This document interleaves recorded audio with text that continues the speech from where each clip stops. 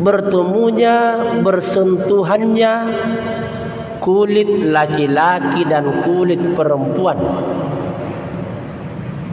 Bersentuhannya kulit laki-laki dan kulit perempuan, kabiraini, yang keduanya besar.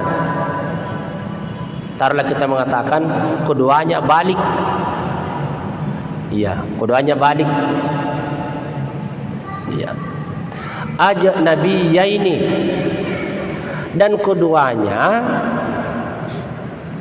bisa dikatakan bisa saling menikahi. Kalau besar bisa saling menikahi. Bersentuhan sepupuna, sepupu satu kali nih, batal wudu kalau sudah besar. Dia bilang, sepupuku di mana sepupu?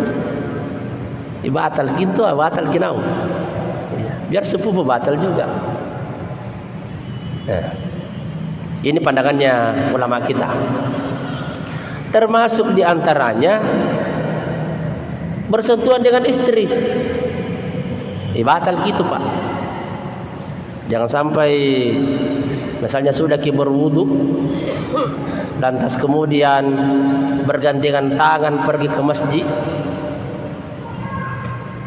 Bergandengan tangan pergi ke masjid. Kalau mereka penganut mengikuti mazhab Syafi'i, maka batal wudunya. Ya. Kecuali imam lain, ada imam lain juga yang persentuhan kulit biasa antara laki-laki dan perempuan itu, yang diantara keduanya sama besar, sama dewasa, orang lain, itu tidak membatalkan wudu. Cuma ada masalah beberapa. Pertama, ada ulama kita mengatakan nanti ada hawa. Nanti ada hawa katanya kalau bersentuhan.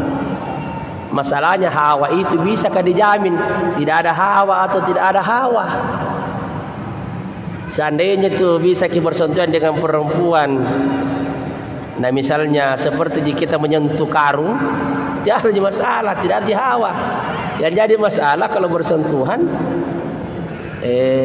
biasa muncul macam kecek jarina, misalnya itu hawa, batalkan.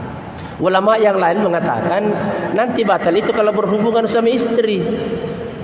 Ayatnya yang digunakan juga sama. Aw lamastumun nisa, atau menyentuh perempuan.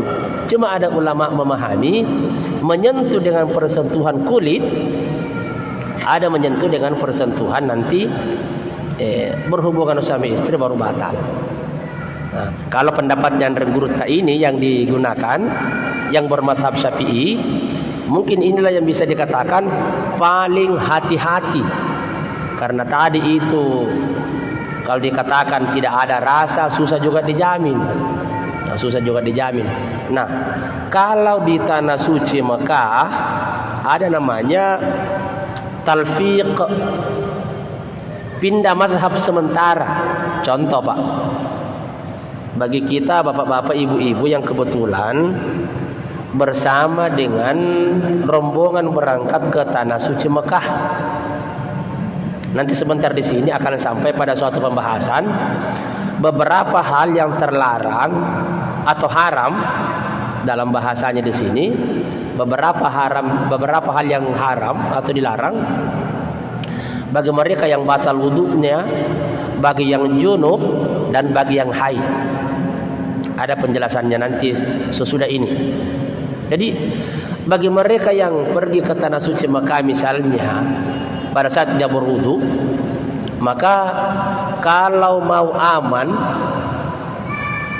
sebaiknya kalau dia, walaupun ada pandangan yang Rengguruta Kiai Haji Farid Wajidi mengatakan bahwa kalau seseorang melaksanakan sebagaimana yang dilakukan oleh imam yang tidak membatalkan persentuhan kulit, maka itu bisa dilakukan. Apa bedanya, Pak, dengan apa yang kita lakukan? Pertama, niat kita tentu sama. Seperti pada beberapa kesempatan yang lalu telah kita membicarakan di mana niat itu terjadi, terlaksana, tercipta. Bahwa niat itu dilakukan, diyakinkan, diketukkan dalam hati bersamaan dengan perbuatan wajib pertama yang ada dalam suatu kegiatan itu. Jadi misalnya wudu, di mana tempatnya niat? Nah, bukan pada saat kita mencuci tangan, bukan pada saat kita berkumur-kumur, bukan pada saat kita menghirup air ke hidung, tetapi tempatnya niat pada saat basuhan pertama yang wajib di muka. Nah, menurut pemahaman yang dipahami oleh almarhum Guru Kiai Haji Abu Nawas Bintang, bahwa kalau ingin mendapatkan semua kesunahan wudu, maka sebaiknya pada saat kita mencuci tangan pertama kali, pada saat kita berwudu, diniatkan untuk diniatkan mengambil semua kesunahan wudu. Disunatkan untuk mengambil semua kesunahan wudu. Jadi pada saat kita membasuh tangan, bukan berniat mengangkat hadas kecil, hanya berniat mengambil kesunahan wudu.